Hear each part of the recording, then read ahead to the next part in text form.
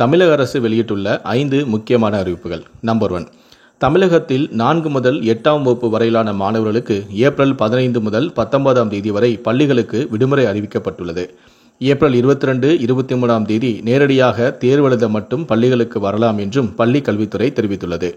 ஆசிரியர்கள் தேர்தல் பணிகளில் ஈடுபட உள்ளதால் ஏப்ரல் 15 முதல் 19 வரை மாணவர்களுக்கு பள்ளிகள் விடுமுறை அறிவிக்கப்பட்டுள்ளது. 2வது அறிவிப்பு, நாடாளுமன்ற மற்றும் சட்டமன்ற இடைத்தேர்தலை முன்னிட்டு வாக்குப்பதிவு நடைபெறும் 19ஆம் தேதி பொது விடுமுறை அறிவித்து தமிழ்நாடு அரசு அரசாணையை வெளியிட்டுள்ளது.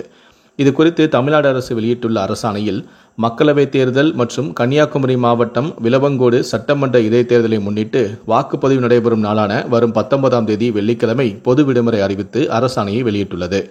3வது அறிவிப்பு, நுகர்வோரின் சேவை இணைப்பு ஏற்கனவே உள்ள மின் கம்பத்திலிருந்து எடுக்கப்பட்டு நிலத்தடியில் வைத்திருந்தால் மேல்நிலை அமைப்புக்கான மேம்பாட்டு கட்டணம் மட்டுமே பெற வேண்டும் என மின் வாரியத்திற்கு மின்சார ஒழுங்குமுறை ஆணையம் தற்போது அறிவிப்பு ஒன்றை வெளியிட்டிருக்கிறது.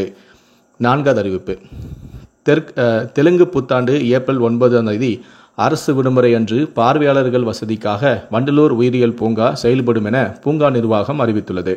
வழக்கமாக வண்டலூர் உயிரியல் பூங்காவுக்கு செவ்வாய்க்கிழமை விடுமுறை என்பதால் நிர்வாகம் இந்த அறிவிப்பை வெளியிட்டுள்ளது. கடைசியாக 5வது அறிவிப்பு, தமிழ்நாட்டில் 2 நாட்களுக்கு வறண்ட வானிலையை நிலவும் என சென்னை வானிலை ஆய்வு மையம் தெரிவித்துள்ளது. இது தொடர்பாக வெளியிட்டுள்ள அறிக்கையில், தென் இந்திய பகுதிகளின் மேல் வளிமண்டல கீழடுக்குகளில் காற்றின் திசை மாறுபாடு பகுதி நிலவுகிறது. இன்று தமிழகம், புதுவை மற்றும் காரைக்கால் பகுதிகளில் வறண்ட வானிலையே நிலவக்கூடும். 7ஆம் தேதி கடலோர மாவட்டங்களில் ஓரிரு இடங்களிலும், புதுவை மற்றும் காரைக்கால் பகுதிகளிலும் லேசான முதல் மிதமான மழை பெய்யக்கூடும். ஏனைய பகுதிகளில் வறண்ட வானிலையே நிலவக்கூடும். 8ஆம் தேதி கடலோர மாவட்டங்கள் மற்றும் அதனை ஒட்டிய மாவட்டங்களில் ஓரிரு இடங்களிலும், புதுவை மற்றும் காரைக்கால் பகுதிகளிலும் லேசான முதல் மிதமான மழை பெய்யக்கூடும். ஏனைய பகுதிகளில் வறண்ட வானிலையே நிலவக்கூடும். 9ஆம் தேதி தமிழகத்தில் ஓரிரு இடங்களிலும், புதுவை மற்றும் காரைக்கால் பகுதிகளிலும் லேசான முதல் மிதமான மழையே பெய்யக்கூடும்.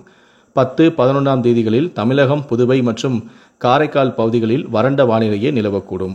இந்த 5 அறிவிப்புகளை பற்றிய உங்களுடைய கருத்துக்களை கீழே இருக்கக்கூடிய கமெண்ட் செக்ஷனில் மறக்காமல் சொல்லுங்கள். இந்த வீடியோ உங்களுக்கு பயனுள்ளதாக இருந்துச்சுன்னா மறக்காமல் இந்த வீடியோக்கு ஒரு லைக் கொடுங்க. நன்றி, வணக்கம்.